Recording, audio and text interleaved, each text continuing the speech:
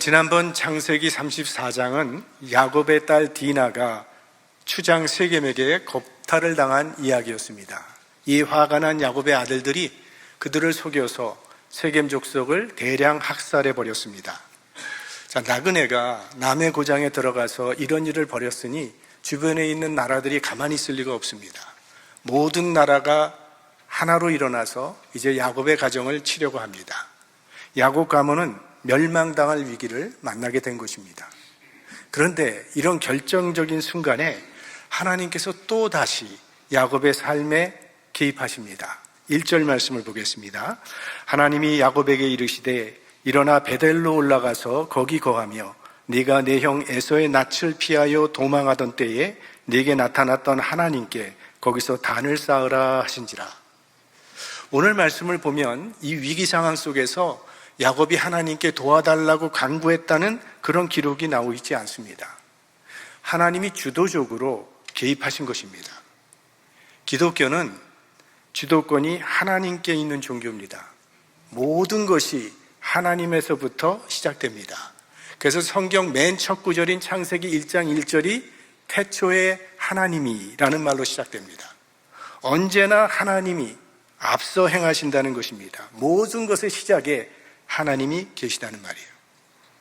아담아, 네가 어디에 있느냐? 죄 지은 인간에게 하나님께서 먼저 찾아오셨습니다. 믿음의 조상 아브라함 역시도 그가 먼저 하나님을 찾은 것이 아니라 하나님께서 먼저 아브라함을 택하시고 그를 찾아오셔서 복을 주시기로 약속하신 것입니다. 계시도 마찬가지입니다. 하나님이 먼저 자신을 인간에게 계시하지 않으면 인간은 하나님을 영원히 알 길이 없습니다. 우리가 하나님을 알 수 있는 것은 하나님께서 먼저 자신을 인간에게 계시하셨기 때문입니다. 구원도 주도권이 하나님께 있습니다. 우리가 구원을 받기 위해서 하나님을 찾은 것이 아니고 하나님께서 우리를 찾아오셨기 때문에 우리가 구원받게 된 것이에요. 그래서 구원을 우리는 은혜라고 부릅니다. 은혜는 획득하는 것이 아니고 그저 주는 것을 감사히 받는 것뿐입니다. 그러니까 구원은 위로부터 주어지는 하나님의 축복의 선물입니다. 야곱의 인생을 생각해 봐도 마찬가지입니다. 야곱이 하나님을 찾은 적이 없습니다. 그런데 베델에서 하나님께서 야곱을 찾아오셨습니다. 그때도 야곱이 하나님 나 도와달라고 너무 힘들다고 도와달라고 간구한 기록이 나오지 않습니다. 하나님께서 주도적으로 야곱을 찾아오셨던 겁니다. 그리고 오늘 야곱이 위기에 처하니까 하나님께서 또다시 야곱의 삶에 개입하십니다. 그러니까 하나님은 저 하늘 위에서 우리를 내려다보고 계시다가 우리가 하나님께 잘해드리면 복을 주시고 우리가 하나님께 잘못하면 진노하고 벌을 내리시는 그런 하나님이 아니라는 겁니다. 우상에게는 우리가 물질도 바쳐야 되고 정성도 바쳐야 되고 고행도 감수해야 됩니다. 그래야 신의 마음을 돌이켜서 재앙이 그치게 되는 것이고 우리가 바라는 소원을 얻어낼 수 있다고 생각하기 때문이죠. 그러나 성경의 하나님은 고통당하는 자기 백성들의 삶에 개입하시는 사랑의 하나님이십니다.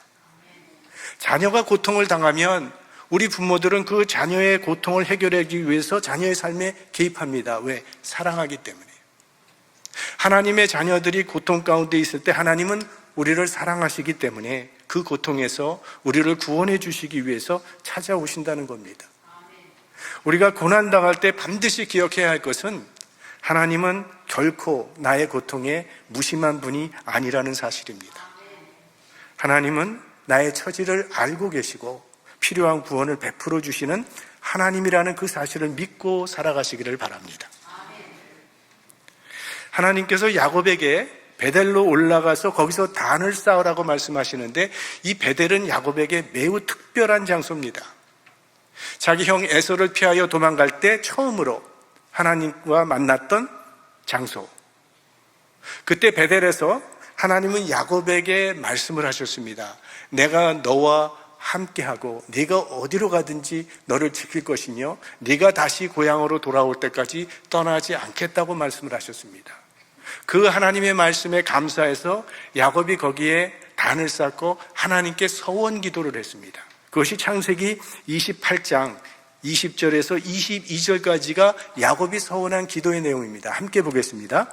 야곱이 서원하여 가로되 하나님이 나와 함께 계시사 내가 가는 이 길에서 나를 지키시고 먹을 양식과 입을 옷을 주사 나로 평안히 아비 집으로 돌아가게 하시오면 여호와께서 나의 하나님이 되실 것이요 내가 기둥으로 세운 이 돌이 하나님의 전이 될 것이요 하나님께서 내게 주신 모든 것에서 10분의 1을 내가 반드시 하나님께 드리겠나이다 하였더라.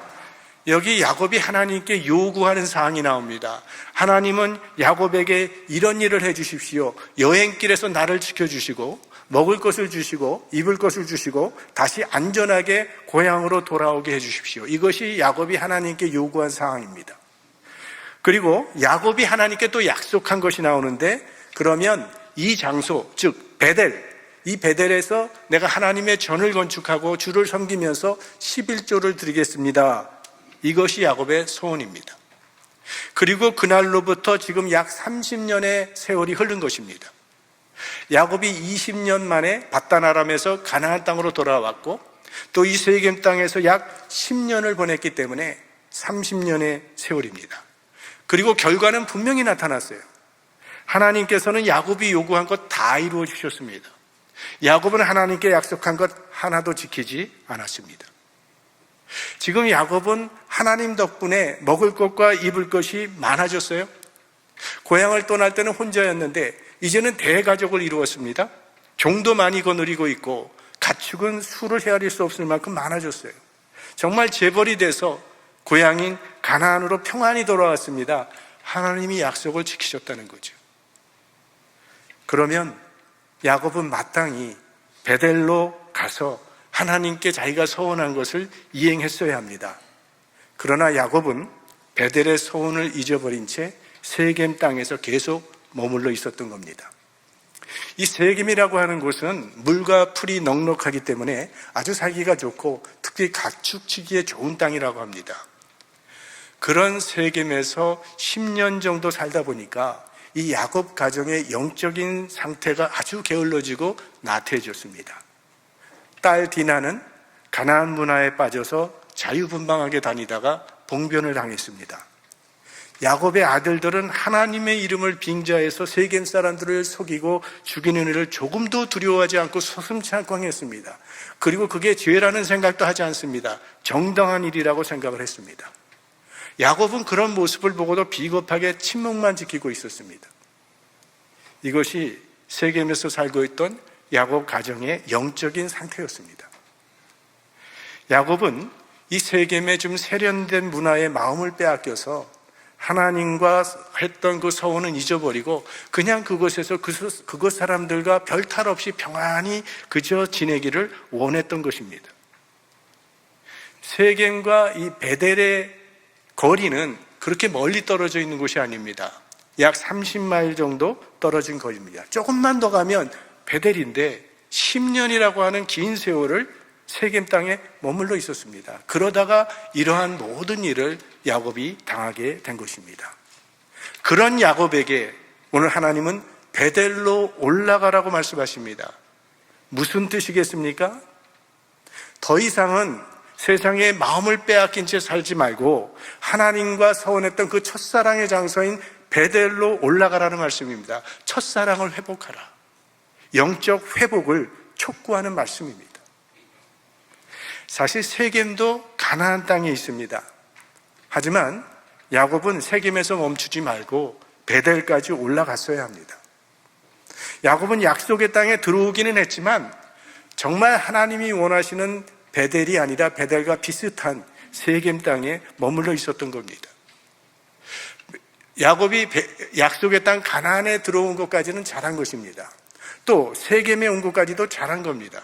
그러나 야곱은 세겜에서 멈추지 말고 베델까지 올라갔어야 합니다. 그런데 야곱은 그 하나님과의 약속을 잊어버린 채 그저 세상과 하나님의 중간 자리에서 세겜이 좋사오니 하고 주저앉아 버린 것입니다. 그런 야곱을 오늘 하나님이 깨우고 계신 거죠. 베델로 올라오라고 부르십니다. 우리는 예수님을 믿고 따르기도 결단한 그리스도인들입니다. 근데 처음에는 그래도 나름대로 열심히 주님을 따르다가 중간에 잠깐 머문다고 하는 것이 어느새 그곳에 익숙해져서 마음을 뺏겨 주저앉아 버리는 사람들도 있습니다. 여러분은 지금 어떤 자리에 계십니까? 정말 하나님이 원하시는 그 자리에 계십니까? 하나님이 우리 삶의 온전한 주인이 되는 자리가 바로 베델입니다. 그리고 그 자리로 들어가는 것이 우리를 향한 하나님의 요청이요, 하나님의 부르심입니다. 그동안 적당히 만족하는 자리에 머물러 있었다면 이제는 일어나 베델로 올라갈 수 있기를 바랍니다. 참된 헌신의 자리까지 나아가는 우리들이 될 수 있기를 소망합니다. 자, 베델이란 말을 듣는 순간 야곱은 정신이 번쩍 들었을 것입니다. 30년 전 그동안 잊고 살았던 하나님과의 약속이 떠올랐을 겁니다. 이제 영혼이 깨어난 야곱은 자신과 가정을 개혁하기 시작합니다. 2절 말씀, 야곱이 이에 자기 집사람과 자기와 함께한 모든 자에게 이르되 너희 중에 이방 신상을 버리고 자신을 정결케 하고 의복을 바꾸라. 이제 베들로 가기 위해서 야곱은 3가지 조치를 취합니다. 헌신을 위한 3가지 조건이라고 말할 수 있습니다. 첫째, 먼저 우상을 제거해 버립니다. 하나님은 이 야곱을 믿음의 조상으로 삼으려고 하시는데 야곱의 가정은 지금까지도 우상을 섬기고 있었던 것입니다. 우리가 기억할 것입니다. 야곱의 아내 라헬이 집을 떠나면서 아버지가 섬기던 드라빔이라고 하는 가족 수호신을 훔쳐서 떠났습니다. 아마 야곱은 그걸 잘 알고 있으면서도 라헬을 사랑했기 때문에 아무 말도 하지 않고 눈 감아주고 있었던 것 같습니다. 드라빔은 라헬만 섬긴 것이 아니었을 것입니다. 같은 고장 출신인 그녀의 언니인 레아도 드라빔을 섬겼을 것이고 그들의 여종이었던 비라와 실바도 마찬가지였을 겁니다. 또 얼마 전에 세겜성에서 약탈한 우상들도 있었을 겁니다. 야곱은 지금까지 그대로 묵인해왔던 이 모든 우상들을 단호히 제거해버리는 신앙개혁을 일으키는 겁니다. 이제부터 나와 내 집은 여호와 하나님만 섬기겠다는 선언입니다. 우상은 물론 이 드라빔같이 형태를 가지고 있는 우상도 우상이지만 하나님과 나 사이에 끼어드는 모든 것은 우상입니다. 하나님을 따르는데 방해가 되는 것은 다 우상이 됩니다. 그게 내 자녀일 수도 있습니다. 나의 명예이거나 물질, 지위, 나 자신, 이 모든 것, 하나님보다 더 사랑하는 것은 다 우상이에요. 우상이 우리의 마음을 정령하고 우상이 우리 마음 중심에 자리 잡고 있는 한 하나님이 뒷전으로 밀려나게 되는 거예요. 그런 우상을 제거해 버려야 하나님이 주인 되신 풍성한 삶을 누릴 수 있습니다. 야곱은 그 우상을 먼저 제거합니다. 그리고 정결케 합니다. 하나님께 나아가려면 더럽혀진 마음 정결케 해야 합니다. 하나의 회개죠. 그런데 성경을 보면 이스라엘 백성들이 하나님께 나가기 위해서 끊임없이 성결 의식을 행하는 것을 보게 됩니다. 하나님은 거룩하시기 때문에 그냥 나갈 수가 없다는 거예요. 자신을 성결케 하고 물로 몸과 마음을 깨끗하게 씻고 성결 의식을 하고 하나님께 나아가도록 그렇게 되어 있습니다. 우리가 하나님께 쓰임받기 위해서는 한 가지 조건이 있습니다. 깨끗해야 한다는 겁니다. 디모데후서 2장 21절 말씀 보면 그러므로 누구든지 이런 것에서 자기를 깨끗하게 하면 귀히 쓰는 그릇이 되어 거룩하고 주인의 쓰심에 합당하며 모든 선한 일에 예비함이 되리라. 그러니까 하나님이 쓰시지 못할 그릇은 없습니다.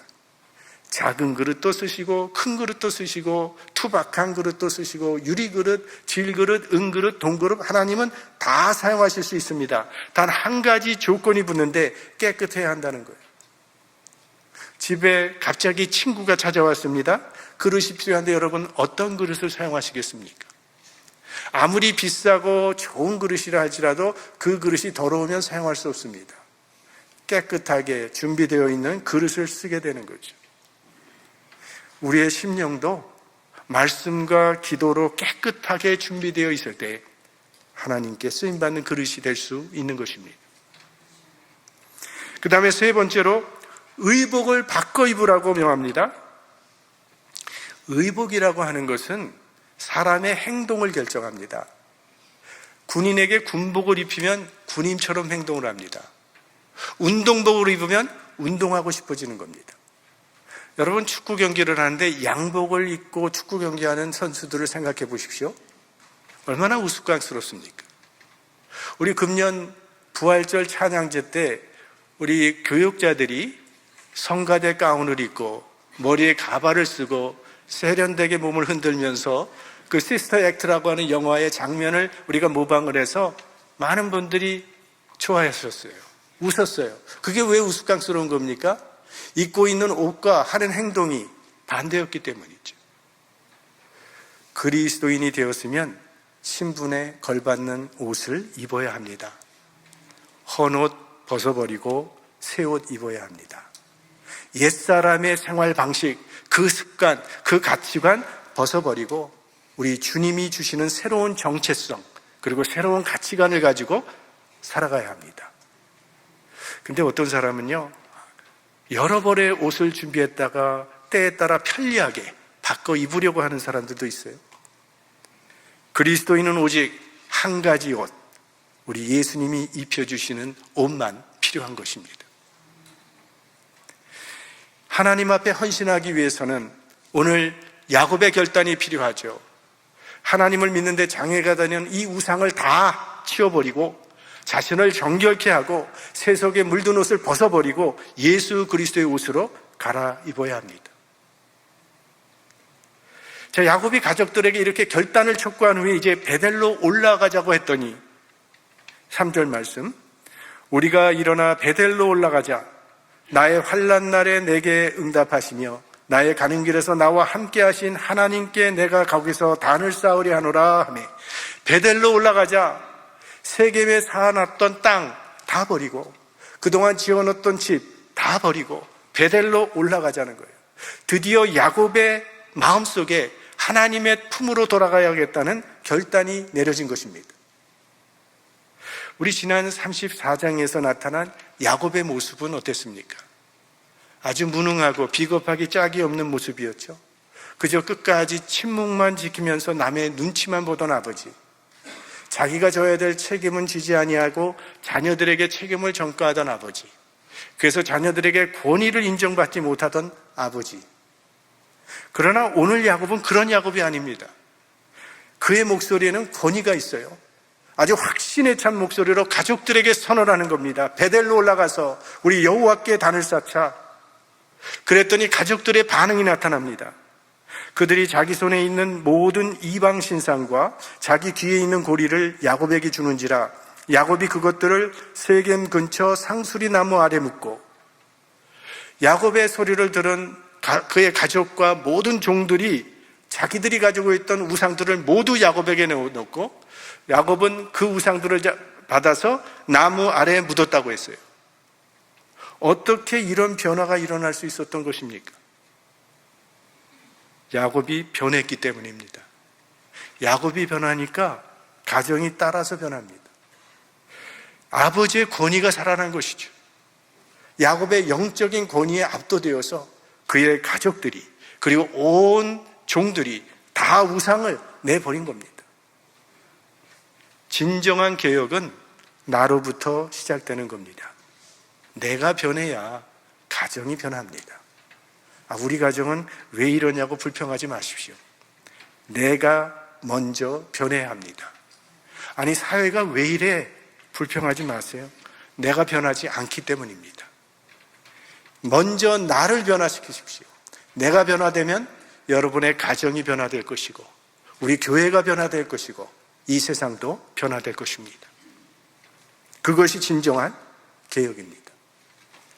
야곱과 온 가족들이 이제 하나님께 돌아가기로 결단하고 떠났습니다. 그랬더니 하나님의 도우심의 역사가 나타나더라는 겁니다. 5절 말씀, 그들이 발행하였으나 하나님이 그 사면 고울들로 크게 두려워하게 하신 거로 야곱의 아들들을 추격하는 자가 없었더라. 야곱이 결단하고 하나님의 말씀에 순종했더니 하나님께서 야곱을 지켜주시더라는 거예요. 야곱의 가정을 몰살시키려고 하던 주변 국가들에게 야곱 가정을 향한 두려움이 임하게 하심으로 야곱 가정을 건드리지 못하도록 하나님께서 역사하셨습니다. 우리가 하나님의 말씀에 순종하고 믿음으로 나가면 우리를 가로막고 있는 장애물도 하나님께서 책임져 주실 것입니다. 어쩔 수 없다고 그저 합리화하는 자리에 머물러 있지 마시고 하나님이 원하시는 자리로 우리가 나아가기만 하면 하나님은 우리의 인생을 책임지시고 인도해 주실 것입니다. 마지막으로 우리 6절, 7절 말씀을 함께 보겠습니다. 야곱과 그와 함께한 모든 사람이 가나안 땅 루스 곧 베델에 이르고 그가 거기서 단을 쌓고 그곳을 엘베델이라 불렀으니 이는 그 형의 낯을 피할 때에 하나님이 그에게 거기서 나타나셨음이더라. 야곱의 가정은 이제 하나님의 보호를 받으면서 베델로 올라와서 하나님께 단을 쌓았습니다. 자, 이 베델, 그리고 그곳 이름을 엘베델이라고 이렇게 불렀다고 했는데, 이 베델이라고 하는 말의 뜻은 벳은 집, 엘은 하나님이라는 뜻입니다. 그러니까 벳엘 하면 하나님의 집. 그런데 이 베델에 또 앞에 엘을 하나 더 붙였어요. 그러니까 하나님 집의 하나님이라는 그런 뜻이 되죠. 다시 말하면 하나님의 집에서 다시 하나님을 만났다는 말입니다. 하나님의 집에 왔다고 다 하나님을 만나는 것은 아닙니다. 하나님의 집에 와서도 하나님을 못 만나는 사람들도 있습니다.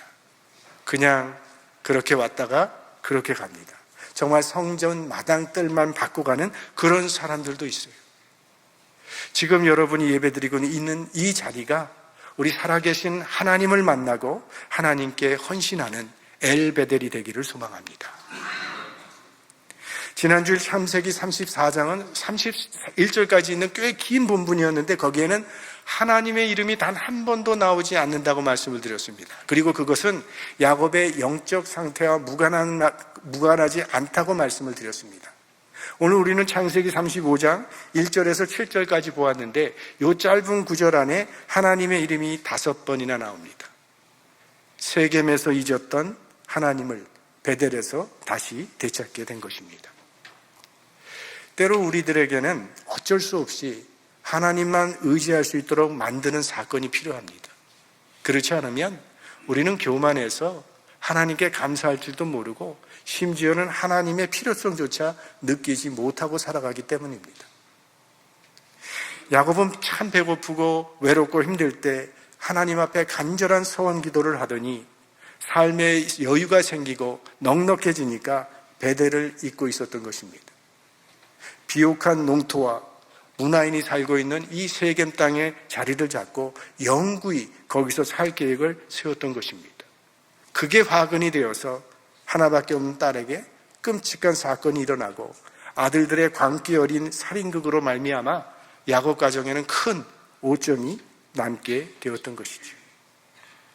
야곱이 세겜에서 베델로 올라가기까지는 10년이라는 세월이 흘렀습니다. 30마일밖에 안 되는 그 거리를 10년이 걸려서 야곱은 올라가게 된 거죠.